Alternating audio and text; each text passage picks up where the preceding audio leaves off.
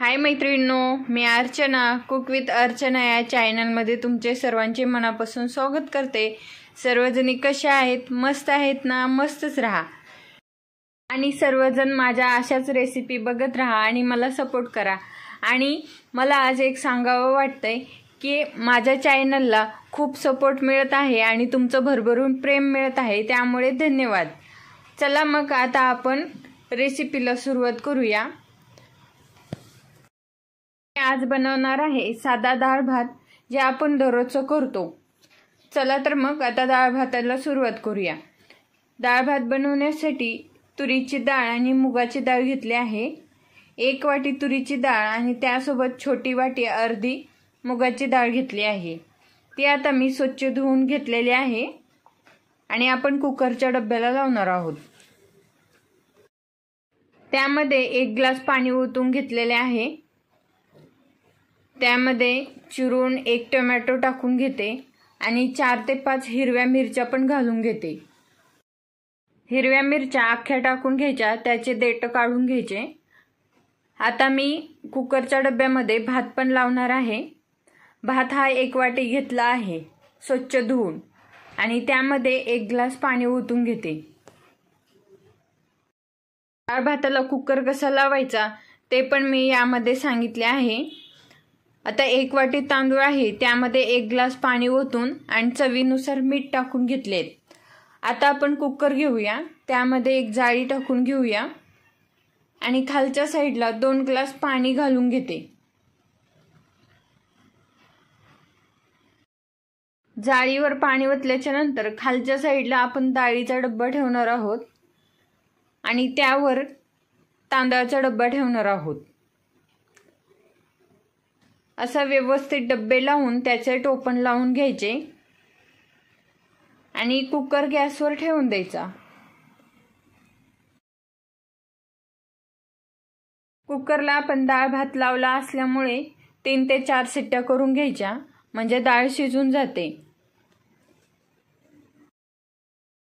नुसता भात लावला तर 1 शिट्टीमध्ये भात शिजतो। कुकरच्या मी 4 ते 5 शिट्ट्या करून घेतल्यात। कुकरची हवा पण काढून घेतली। तुम्ही बघू शकता भात किती मस्त शिजला आहे। आता आपण डाळ बघूया, डाळ पण छान शिजलेली दिसते। डाळ भाताला कुकर लावून घेतलं की आपले अर्धे काम कंप्लीट होऊन जाते। मस्तपैकी भात होऊन जातो आणि डाळीला नुसती फोडणी दिली की आपली डाळ भात तयार होतो। त्यामुळे मला तर कुकर लावायला खूप आवडतं। डाळ किती मस्त शिजली आहे तुम्ही बघू शकता। आता आपण त्याला एकदम बारीक करून घेणार आहोत। त्यामध्ये चवीनुसार मीठ टाकून घेते, अर्धा चमचा हळद टाकून घेते आणि धनेपूड पण थोडी टाकून घेते। धनेपूड तुम्हाला आवडत असली तर टाका, नाहीतर काही गरज नाही। आता हे सर्व व्यवस्थित मिक्स करून घ्यायचे। एकदम डाळ अशी छानशी बारीक करून घ्यायची। डाळ घोटणी असेल तर डाळ घोटणीनं पण मस्त करू शकता अशी डाळ बारीक।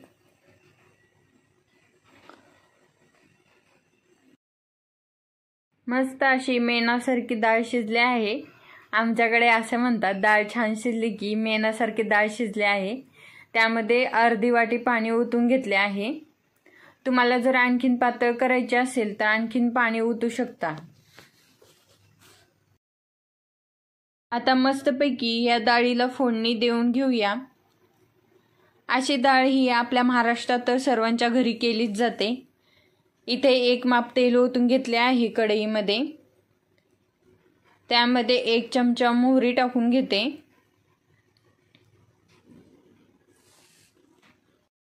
2 चमचे जिरे।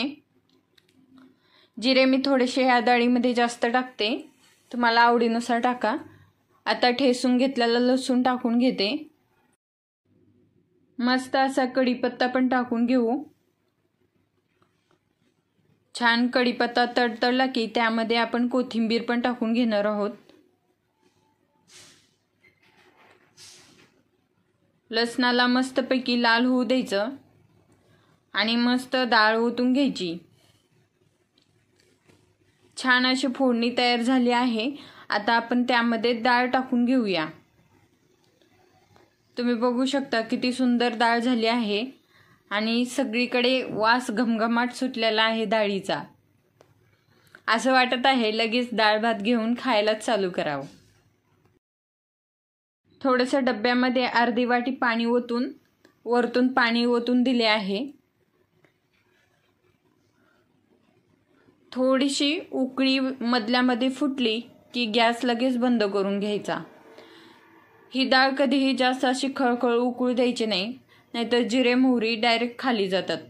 आता त्यावर थोडीशी कोथिंबीर टाकून घेते। सुरुवातीला पण टाकून घेतली होती। आपली डाळ खूप मस्त झाली आहे, तुम्ही बघू शकता। तुम्ही कशी डाळ करता ते मला कमेंटमध्ये सांगा। मी थोडीशी यामध्ये मुगाची डाळ यासाठी टाकते की मूग आणि तूर एकत्र केल्याच्या नंतर पित्त जास्त होत नाही। तुम्हाला फक्त तुरीच्या डाळीची डाळ करायची असेल ते पण अशीच डाळ होते, ते करू शकता। व्हिडिओ आवडल्यास लाईक करा, शेअर करा आणि कुक विथ अर्चना या चॅनलवर नवीन असाल तर चॅनलला सबस्क्राईब करायला विसरू नका। तुम्हाला माझी आजची रेसिपी कशी वाटली ते कमेंटमध्ये सांगा। अशाच नवीन नवीन व्हिडिओ बघण्यासाठी कुक विथ अर्चना या चॅनलला सबस्क्राईब करा। थँक्यू।